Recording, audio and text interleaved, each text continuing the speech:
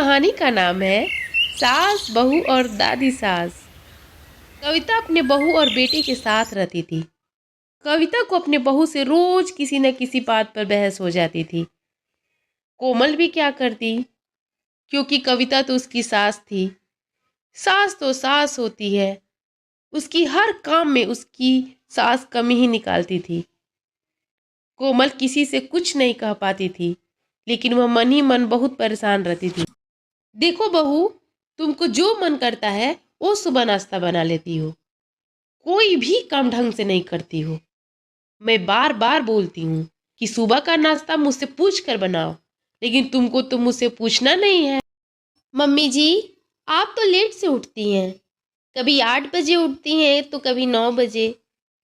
मैं आपका उठने का इंतजार करूंगी तो आपके बेटा बिना खाए ऑफिस चले जाएंगे और वह भी गुस्सा होने लगेंगे, इसलिए मैं सुबह जल्दी उठकर नाश्ता बना देती हूँ। पता नहीं भगवान मुझे कैसा बहू दे दिया है, जब मैं उसे कुछ कहूँ तो उल्टा जवाब देने लगती है। बिना चुप तो रह ही नहीं सकती। एक मैं बहू थी कि कभी भी अपने सास से उल्टा जवाब नहीं किया, लेकिन तुम तो ठहरी महारानी, तुम तो मेरा बात सुनती ही नहीं हो। इस तरह कोमल बात सुनकर बहुत दुखी हुई और अपने कमरे में चली गई। शाम को रवि घर आता है तो देखता है कि दोनों लोगों का मुंह फूला हुआ है। उसके बाद अपनी माँ से कहता है, माँ, कल दादी आ रही हैं, सब कुछ ठीक ठाक रखना। और हाँ, उनके पसंद का खाना भी बनवा देना, नहीं तो आप दादी को जानती ही हैं। क्या माँ जी आ रही हैं? तुम अब बता रहे हो, तुम पहले क्यों नहीं बताए? माँ, मुझे अभी ही पता चला। अचानक दादी का फोन आया कि मैं कल आ रही हूँ। वो तो मुझे बताने से भी मना की हैं, लेकिन मुझसे रहा ही नहीं गया, इसलिए मैं बता दे रहा हूँ। कोमल, कल मुझे सुबह जल्दी उठा देना, दादी को लेने स्टेशन पर जाना है। यह सब सुनकर कविता परेशान हो गई और मन ही मन बोलने लगी, आ गई एक और नई मुसीबत। हे भगवान, मेरी रक्षा करना, अब तो मुझे डर ही लग रहा है। दादी सास आ रही हैं, यह बात सुनकर कोमल मन ही मन बहुत खुश हो गई। दादी सास आ रही हैं, अब तो आएगा मजा। माँ जी का मुंह देखने लायक हुआ है, इनका चेहरा ही उतर गया है। अब देखना माँ जी, मैं कैसे आपके सास के साथ मिलकर आपके सांस कैसे गले में अटकाती हूँ। अगले सुबह रवि स्टेशन पर जाकर अपने दादी को घर ले आता। अरे महारानी, मैं इतने दिनों के बाद आई हूँ, ना तू मेरे लिए पानी गर्म की, ना कुछ नाश्ता बनाई। तू वैसे ही के वैसे ही अभी भी हो। माँ जी, गलती हो गई। वैसे गर्मी का दिन है, गर्म पानी से कौन नहाता है? मुझे तो आप बताई भी नहीं कि मैं कल आने वाली हूँ, मुझे तो पता ही नहीं।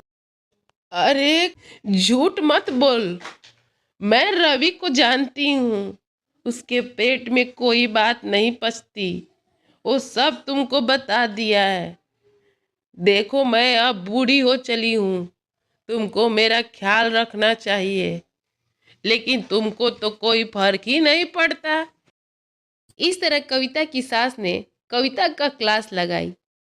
इसी बीच कोमल ने सारी बातें सुन लेती है और वह जल्दी से जाकर एक नई साड़ी लाती है और कहती है,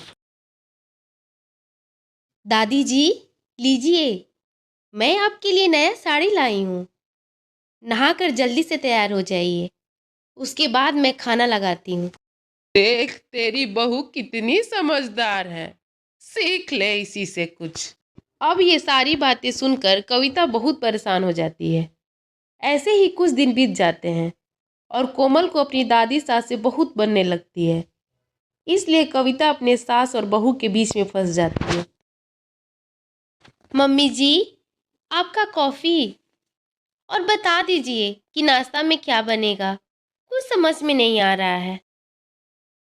अरे, सुबह सुबह कॉफी कौन पीता है, और 9 बजेगा, अभी तक नाश्ता का भी पता नहीं है।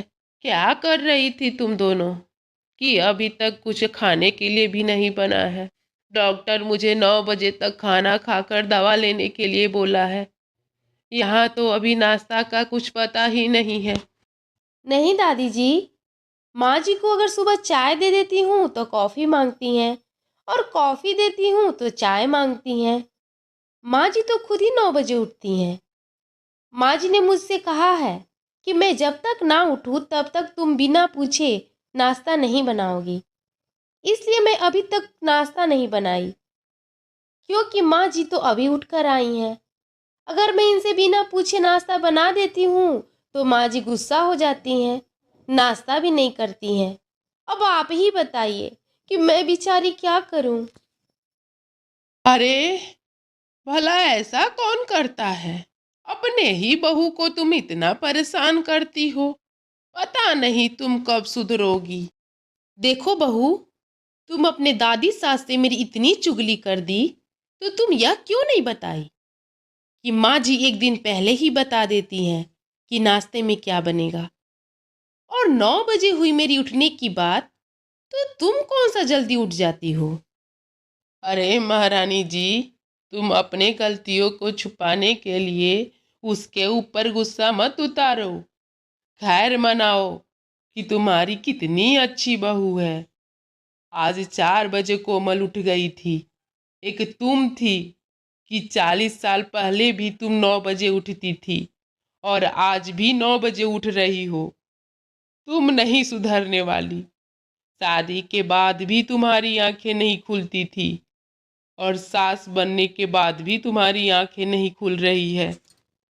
कोमल ने अपनी दादी सास और सास की बातें सुनकर मजा ले रही थी। तभी कोमल ने अपनी दादी सास से कहा, क्या बोल रही हैं दादी जी?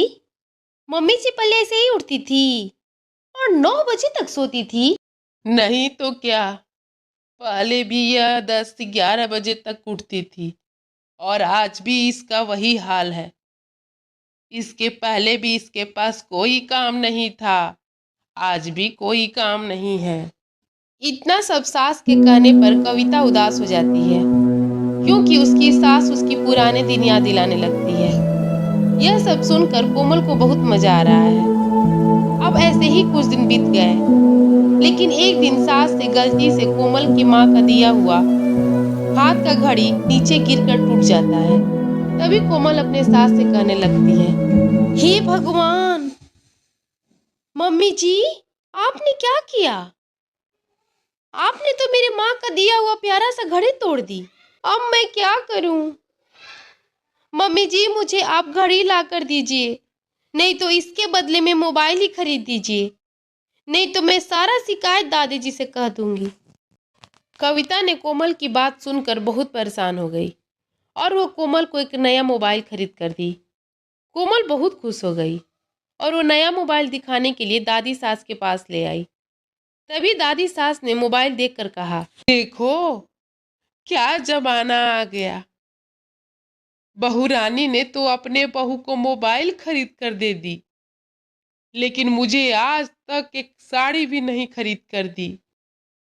इतना कुछ सुनने के बाद कविता अपने सास को 2 नई साड़ी दिलवाती है, लेकिन मन ही मन कहती है, हे भगवान, ऐसी बहू किसी को न मिले। उसने अपने लिए इतना महंगा मोबाइल खरीदवा ली और 2 साड़ी भी खरीदवाई। मेरा कितना पैसा बर्बाद हुआ। ना जाने मेरी सास कब जाएगी। सास बहू के बीच में मैं तो फंस चुकी हूँ। तभी गांव से दादी के फोन पर उसकी बड़ी लड़की का फोन आता है। क्या कह रही हो बिटिया रानी? क्या मुझे कल ही गाँव आना पड़ेगा? ठीक है, मैं कल ही गाँव आ रही हूँ। तभी कविता ने फोन पर बात करते हुए सुन लेती है और बहुत खुश हो जाती है और कहती है, हे भगवान, आप इतना जल्दी मेरी बात सुन ली। कल ही मैं आपको सूजी का लड्डू चढ़ाऊंगी।